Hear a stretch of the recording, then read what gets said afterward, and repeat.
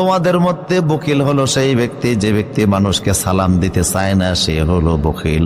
ওয়াইন্না আজাজান্না আছে আজ মানে আজাজা বিদুয়া, তোমাদের মধ্যে অকর্মণ্য অলস হলো ওই ব্যক্তি যে দোয়া করতে চায় না, একেবারে সে অলস অকর্মণ্য ব্যক্তি।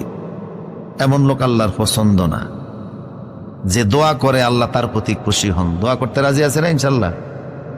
দোয়া হাত তুলেও করা যায়, হাত না তুলেও। রাসূল বলছেন সাল্লাল্লাহু বিবুতুনি আকিফিকুম, তোমরা হাতের তালু দিয়ে আমার কাছে দোয়া করো। আল্লাহ পাক বলছেন হাতের তালু দিয়ে আমার কাছে দোয়া করো। আবার দোয়া করার পরে আমরা আমাদের হাতটা আমাদের চেহারার ভিতরে মাসেহ করে নেই, করেন না? কেন আমরা এটা করি? কেমন জানি আমরা দোয়া করার পরে আল্লাহ আমাদের দোয়া কবুল করেছেন এই মানসিকতা রাখা।